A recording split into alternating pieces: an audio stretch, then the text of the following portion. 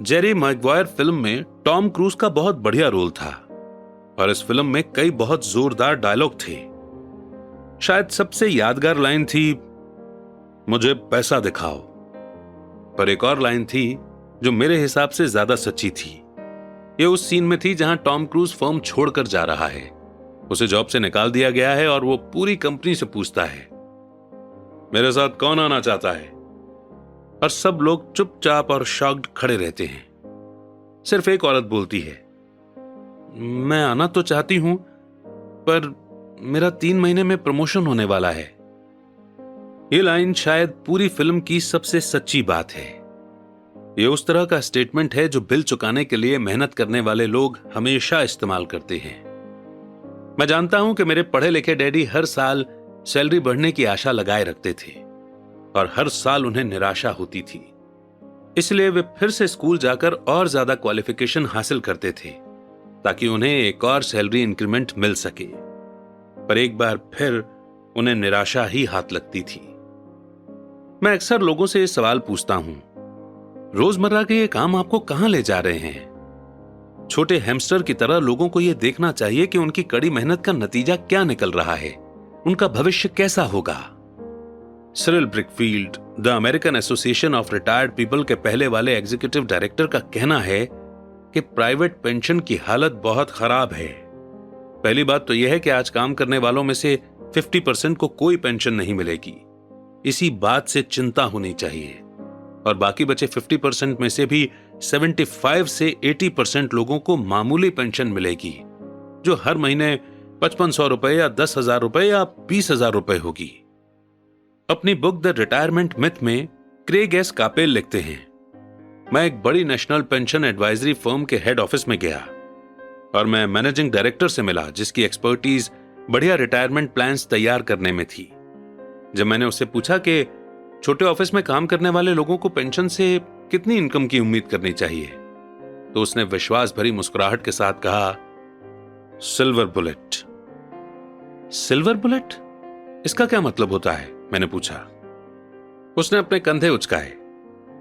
अगर बुजुर्गों को यह लगता है कि बुढ़ापे में उनके पास जिंदा रहने के लिए काफी पैसे नहीं हैं, तो वे अपने आप को गोली मार सकते हैं। कार्पल इसके बाद पुराने रिटायरमेंट प्लान और ज्यादा खतरनाक नए 401 के प्लान में फर्क को क्लियर करते हैं। ज्यादातर काम करने वालों के लिए यह कोई सुखद तस्वीर नहीं है। और यह तो ही रिटायरमेंट की बात। जब इस तस्वीर में मेडिकल फीस और long term nursing home facility को जोड़ा जाता है तो तस्वीर डरावनी हो जाती है। उनकी 1995 की बुक में वे बताते हैं कि नर्सिंग होम की फीस हर साल 30 लाख से 50 लाख डॉलर है। और अगर हम इंडिया की बात करें तो अमेरिका और इंडिया में दोनों जगह गवर्नमेंट ऑफिशियल्स को पेंशन बंद है।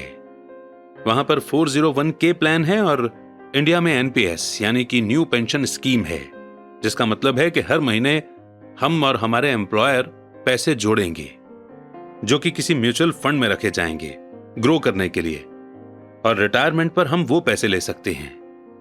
अगर हम ज्यादा जी लिए और हमारे पैसे खर्च हो गए तो आप ठीक समझे, हम जब बुढ़े होंगे और हमें पैसों की सबसे ज्यादा जरूरत होगी, उसी वक्त हमारे पास पैसे नहीं होंगे। इसलिए फाइनेंशियल एजुकेशन को हम गीगल में बहुत प्रेफरेंस देते हैं। तो ये तो हुई गीगल की एक्स्ट्रा टिप। लेकिन अब आगे बढ़ते हैं और देखते हैं कि रॉबर्ट कियोसाकी आगे क्या कह रहे हैं। आज भी सोशलिस्ट मेडिकल ट्रीटमेंट वाले देशों के कई अस्पतालों में कई कड़े फैसले लेने होते हैं, जैसे कौन जिएगा और कौन मरेगा। वे ये फैसले सिर्फ और सिर्फ इसी आधार पर लेते हैं कि उनके पास कितना पैसा है और मरीज कितने बूढ़े हैं। अगर मरीज बूढ़ा है तो वे अक्सर मेडिकल केयर को किसी जवान आदमी को दे देते हैं। बूढ़ा गरीब मरीज लाइन में सबसे पीछे खड़ा रहता है।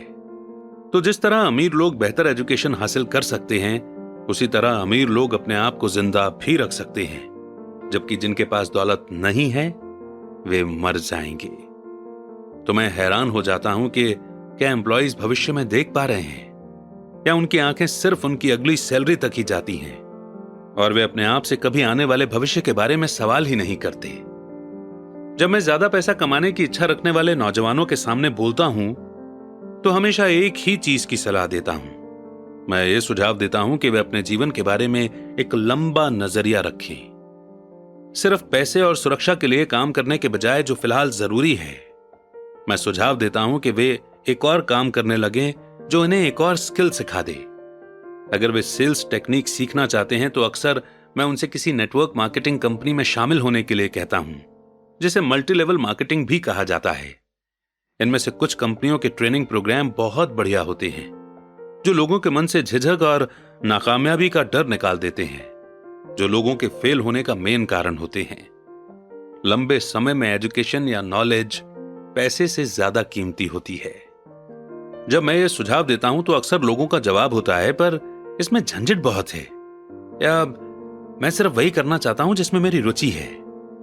इसमें बहुत झंझट है। इसके जवाब में मैं पूछता हूं, तो आप जिंदगी भर सिर्फ इसलिए काम करते रहेंगे ताकि आपकी इनकम में से 50% आप गवर्नमेंट को दे दें? दूसरा रिस्पॉन्स, मैं सिर्फ वही करना चाहता हूं जिसमें मेरी रुचि है। इसके जवाब में मैं ये कहता हूं कि मैं जिम जाने में बिल्कुल रुचि नहीं रखता, पर मैं वहां इसलिए जाता हूं ताकि मैं ज्यादा फिट हो सकूं और ज्यादा समय तक जिंदा रह सकूं। दुर्भाग्य से उस पुरानी कहावत में कुछ सच्चाई है। आप एक बूढ़े कुत्ते को नई चालबाजी नहीं सिखा सकते। जब तक कोई आदमी खुद को बदलने के लिए तैयार न हो, बदलना बहुत मुश्किल होता है। पर उन लोगों के लिए जो कुछ नया सीखने के विचार से मोटिवेट हो सकते हैं और दो राह पर खड़े हैं, मेरा सुझाव यही है, जिंदगी बहुत हद तक जिम जाने की तरह है। इसमें सबसे दर्द भरा हिस्सा वहां जाने का फैसला लेना है। एक बार जब आप ये फैसला कर लेते हैं तो बाकी सब आसान हो जाता है। ऐसे कई दिन आए हैं जब मैं जिम जाने के नाम से कांप जाता हूं, पर एक बार जब मैं वहां पहुंच जाता हूं और काम शुरू कर देता हूं तो मुझे इसमें मजा आने लगता है। जब मैं वहां से निकलता हूं तो मुझे हमेशा खुशी होती है कि मैं वहां गया था। अगर आप कुछ नया सीखने में दिलचस्पी नहीं रखते हैं और इसके बजाय आप अपने फील्ड में बहुत एक्सपर्टीज हासिल करने पर जोर देते हैं, तो यह पक्का कर लें कि जिस कंपनी के लिए आप काम करते हैं वहां यूनियन हो। लेबर यूनियन एक्सपर्ट्स की रक्षा के लिए ही बनाई जाती है। मेरे पढ़े लिखे डैडी जब गवर्नर की कृपा दृष्टि से दूर हो गए तो वे हवाई में टीचर्स यूनियन के प्रेसिडेंट हो गए। उन्होंने मुझे बताया कि यह उनके द्वारा किया गया सबसे मुश्किल काम था।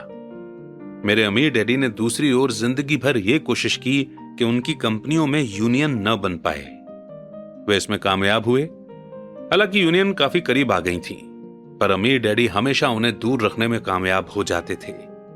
पर्सनली मैं किसी का पक्ष नहीं लेता, क्योंकि मुझे दोनों ही बातों में फायदे दिखते हैं और उनकी जरूरत दिखती है। अगर आप स्कूल के द्वारा दिखाए गए रास्ते पर चलते हैं, हाई एक्सपर्टीज हासिल करते हैं, तो फिर आप यूनियन की सुरक्षा में चले जाएं। एग्जाम्पल के लिए, अगर मैं अपने हवाई जहाज उड़ाने के करियर में गया होता तो मैंने एक ऐसी कंपनी पसंद की होती जिसकी पायलट यूनियन बहुत तगड़ी होती। क्यों? क्योंकि मेरी जिंदगी सिर्फ एक स्किल को सीखने के लिए समर्पित होती, जिसकी वैल्यू सिर्फ एक इंडस्ट्री में ही हो सकती थी। अगर मुझे उस इंडस्ट्री से निकाल दिया गया होता तो मेरे स्किल्स किसी दूसरे इंडस्ट्री में उतने काम के नहीं होते। अगर किसी सीनियर पायलट को निकाल दिया जाए जिसके पास 1 लाख घंटे का फ्लाइंग एक्सपीरियंस हो और जो हर साल $15 लाख कमा रहा हो, उसे स्कूल टीचिंग में इतनी ज्यादा कमाई वाली बराबरी की जॉब ढूंढने में बहुत दिक्कत आएगी।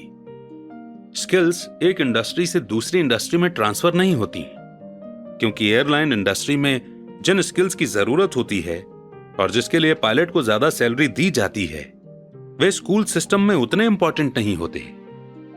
आज डॉक्टरों के लिए भी यह सही है।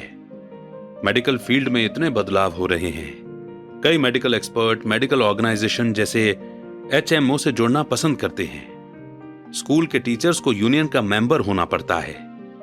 आज अमेरिका में टीचर्स की यूनियन सबसे बड़ी और अमीर लेबर यूनियन है। NEA यानी कि नेशनल एजुकेशन एसोसिएशन के पास बहुत ज्यादा पॉलिटिकल इन्फ्लुएंस है।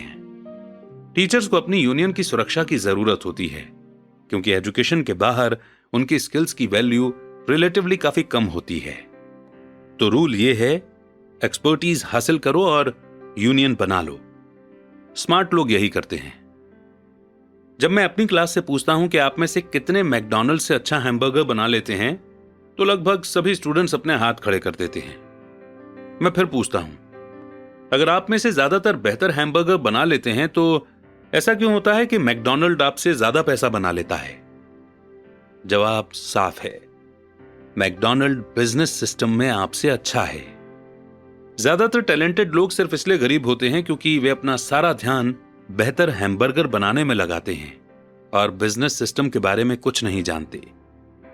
हवाई में मेरा एक दोस्त है जो एक कमाल का आर्टिस्ट है। वो काफी पैसा कमा लेता है। एक दिन उसकी मां के वकील ने उसे बताया कि उसकी मां ने अपने बेटे के नाम पर $35,000 छोड़े हैं। यह रकम गवर्नमेंट और वकीलों द्वारा अपना हिस्सा लेने के बाद बची थी। तुरंत उसने इस पैसे को ऐड करके अपने बिजनेस को बढ़ाने का सोचा। 2 महीने बाद उसका पहला पूरा पेज का एक कलरफुल एड एक जानी मानी मैगजीन में पब्लिश हुआ, जिसके रीडर बहुत अमीर लोग थे। यह एड 3 महीने तक चला। उसे एड के लिए कोई जवाब नहीं मिला और उसकी सारी पूंजी इस एड में खत्म हो गई और अब वो मैगजीन पर केस ठोकना चाहता है। एक ऐसे आम आदमी का एग्जाम्पल है जो कि एक बेहतरीन हैमबर्गर बना सकता है पर बिजनेस की समझ बिल्कुल नहीं रखता। जब मैंने उससे पूछा कि उसने क्या सीखा तो उसका जवाब सिर्फ यही था कि ऐड करने वाले लोग धोखेबाज होते हैं। मैंने फिर उससे पूछा कि क्या वो सेल्स में या डायरेक्ट मार्केटिंग में कोई कोर्स करना चाहता है, तो उसका जवाब था, मेरे पास समय नहीं है और मैं अपना पैसा बर्बाद नहीं करना चाहता। दुनिया टैलेंटेड गरीब लोगों से भरी पड़ी है। अक्सर वे या तो गरीब हैं या फिर पैसे की प्रॉब्लम से जूझ रहे हैं या अपनी स्किल से कम पैसा कमा रहे हैं और इसकी जिम्मेदार उनकी नॉलेज नहीं है बल्कि उनकी नॉलेज की कमी है। वे एक बेहतर हैमबर्गर बनाने के स्किल्स को पैना करने में ही लगे रहते हैं और हैमबर्गर को बेचने और उसे घर तक पहुंचाने की एफिशिएंसी पर बिल्कुल भी ध्यान नहीं देते हैं। शायद मैकडॉनल्ड सबसे अच्छा हैमबर्गर नहीं बनाता है पर वे एक एवरेज हैमबर्गर को बेचने और उसे घर तक पहुंचाने में बेस्ट हैं। गरीब डैडी चाहते थे कि मैं स्पेशलाइजेशन हासिल करूं। उनका विचार था कि अगर मैं ऐसा करूंगा तो मुझे ज्यादा सैलरी मिलेगी। हालांकि उन्हें हवाई के गवर्नर ने साफ कह दिया था कि वे स्टेट गवर्नमेंट के लिए अब काम नहीं कर सकते। फिर भी मेरे पढ़े लिखे डैडी मुझे स्पेशलाइजेशन हासिल करने के लिए एनकरेज किया करते थे। मेरे पढ़े लिखे डैडी ने टीचर्स यूनियन का काम संभाल लिया था और वे हाईली एजुकेटेड और स्किल्ड प्रोफेशनल्स के लिए और ज्यादा सुरक्षा और फायदों के लिए कैंपेन छेड़ रहे थे। हम इस बात पर काफी बहस हुई पर मैं जानता हूं कि वे इस बात पर कभी सहमत नहीं हुए कि ज्यादा स्पेशलाइजेशन के कारण ही यूनियन के प्रोटेक्शन की जरूरत होती है। वे ये कभी नहीं समझ पाए कि आप जितनी ज्यादा स्पेशलाइजेशन हासिल कर लेते हैं उतने ही ज्यादा आप जाल में फंस जाते हैं और आप अपनी स्पेशलाइजेशन पर डिपेंडेंट हो जाते हैं। अमीर डैडी की सलाह यह थी कि माइक और मैं खुद को ग्रो करें। कई कॉरपोरेशंस यही करते हैं। वे बिजनेस स्कूल के किसी यंग टैलेंटेड स्टूडेंट को चुन लेते हैं और फिर उस आदमी को इस तरह से डेवलप करते हैं ताकि एक दिन वो कंपनी की जिम्मेदारी संभाल सके। और ये यंग टैलेंटेड एम्प्लॉय किसी एक डिपार्टमेंट में एक्सपर्ट नहीं होते। वे बिजनेस सिस्टम के सभी पहलुओं की जानकारी के लिए इस डिपार्टमेंट से उस डिपार्टमेंट तक का काम करना सीखते हैं। अमीर लोग अक्सर अपने बच्चों या दूसरे के बच्चों को इसी तरह से डेवलप करते हैं। ऐसा करने से उनके बच्चों को बिजनेस का पूरा प्रोसेस अच्छी तरह से समझ आ जाता है और वे ये भी समझ जाते हैं कि किस तरह अलग अलग डिपार्टमेंट में तालमेल होता है। सेकेंड वर्ल्ड वॉर की पीढ़ी में एक कंपनी से दूसरी कंपनी में जाना बुरा समझा जाता था। आज इसे स्मार्ट समझा जाता है क्योंकि लोग ज्यादा स्पेशलाइजेशन हासिल करने के बजाय इस कंपनी को बदलकर दूसरी कंपनी में जाना पसंद करेंगे। तो क्यों ना कमाने के बजाय सीखने पर फोकस किया जाए। कम समय में हो सकता है कि आपकी इनकम कम हो पर लंबे समय में इससे आपको बहुत ज्यादा फायदा होगा। सक्सेस के लिए जिन मेन मैनेजमेंट स्किल्स की जरूरत होती है वे हैं 1. कैश फ्लो का मैनेजमेंट, 2. सिस्टम्स का मैनेजमेंट आपके और आपके परिवार के साथ समय को मिलाकर, 3. लोगों का मैनेजमेंट। सबसे इंपॉर्टेंट स्किल्स सेल्स और मार्केटिंग की समझ होती है। सेल्समैनशिप ही पर्सनल सक्सेस की चाबी है, इसलिए आपको दूसरे आदमी के साथ कम्युनिकेशन में माहिर होना चाहिए, चाहे वो कोई कस्टमर हो, एम्प्लॉय हो, बॉस हो, पत्नी हो या फिर बच्चे हों। कम्युनिकेशन स्किल्स जैसे लिखना, बोलना और सौदेबाजी यानी बार्गेनिंग करना कामयाब जीवन के लिए बहुत जरूरी है। ये एक ऐसी स्किल है जिस पर मैं लगातार मेहनत करता हूं और अपनी नॉलेज को बढ़ाने के लिए कोर्सेस में भाग लेता हूं या एकेडमिक टेप खरीदता रहता हूं। जैसा कि मैंने बताया कि मेरे पढ़े लिखे डैडी ने जितनी ज्यादा मेहनत की वे उतने ही ज्यादा काबिल बने। उन्होंने जितनी ज्यादा एक्सपर्टीज हासिल की वे उतने ही ज्यादा फंसते चले गए। हालांकि उनकी सैलरी बढ़ी पर उनके ऑप्शंस कम होते चले गए। जब उन्हें गवर्नमेंट जॉब से हटा दिया गया तभी उन्हें पता चला कि वे बिजनेस के नजरिए से कितने रिस्क में थे। यह तो उसी तरह का मामला हो गया जैसे प्रोफेशनल एथलीट को अचानक चोट लग जाए या वो खेलने के लिए ज्यादा बूढ़ा हो जाए। उनकी ऊंची सैलरी वाली सिचुएशन चली जाती है और वे अपनी लिमिटेड स्किल के सहारे जीवित रहते हैं। मैं सोचता हूं कि इसलिए मेरे पढ़े लिखे डैडी बाद में यूनियनों के सपोर्टर बन गए थे। उन्होंने ये महसूस कर लिया था कि यूनियन ने उन्हें कितना ज्यादा फायदा दिलाया होता। अमीर डैडी माइक और मुझे सभी चीजों के बारे में थोड़ी थोड़ी जानकारी रखने के लिए मोटिवेट करते थे। वे हमें ऐसे लोगों के साथ काम करने के लिए एनकरेज करते थे जो हमसे ज्यादा स्मार्ट थे और वे ये भी चाहते थे कि हम स्मार्ट लोगों से एक टीम के रूप में काम करवाएं। आज इसे कोऑर्डिनेशन ऑफ प्रोफेशनल स्पेशलाइजेशन कहा जाएगा। आज मैं पुराने स्कूल टीचर से मिलता हूं जो हर साल लाखों डॉलर कमा रहे हैं। वे इतना ज्यादा इसलिए कमा रहे हैं क्योंकि उनके पास अपने फील्ड की एक्सपर्ट स्किल्स के अलावा और भी स्किल्स हैं। वे सिखा भी सकते हैं और बेच भी सकते हैं और मार्केटिंग भी कर सकते हैं। सेल्स और मार्केटिंग की स्किल्स ज्यादातर लोगों को इसलिए मुश्किल लगती है क्योंकि इसमें नकारे जाने या अस्वीकार किए जाने का डर होता है। आप कम्युनिकेशन, बार्गेनिंग और रिजेक्ट किए जाने के डर का सामना करने में जितने बेहतर होंगे आपके लिए जिंदगी उतनी ही आसान होगी। जिस तरह मैंने न्यूज़पेपर की राइटर को सलाह दी थी जो बेस्ट सेलिंग ऑथर बनना चाहती थी, मैं हर किसी को वो सलाह देना चाहूंगा।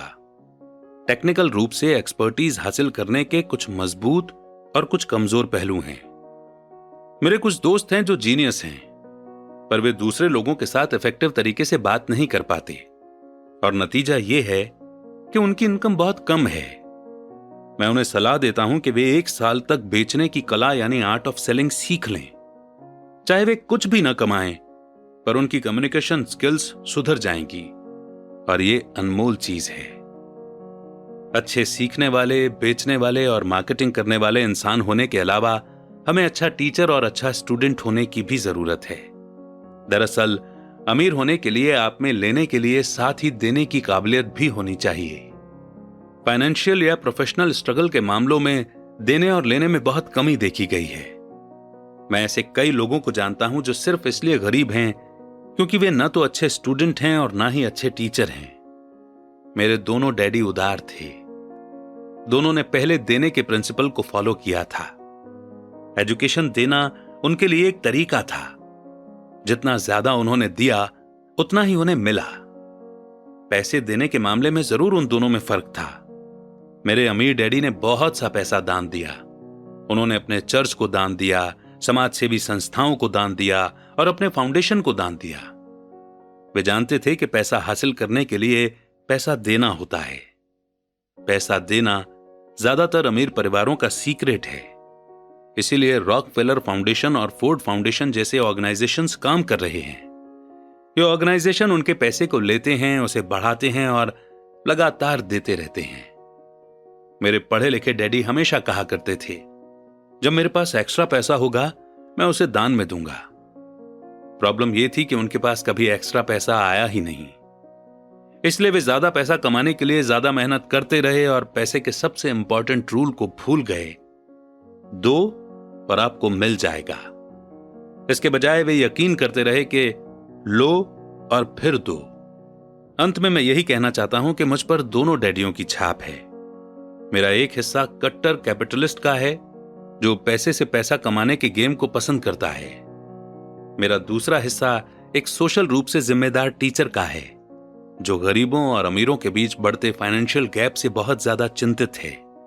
मैं इस बढ़ते हुए गैप के लिए दकियानुसी एजुकेशन सिस्टम को जिम्मेदार मानता हूं। और इसी पॉइंट पर इन्हीं लर्निंग्स के साथ में चैप्टर 7 एंड हमारी सीख नंबर 6 यहीं पर विराम लेती है। आगे बढ़ेंगे चैप्टर 8 की ओर।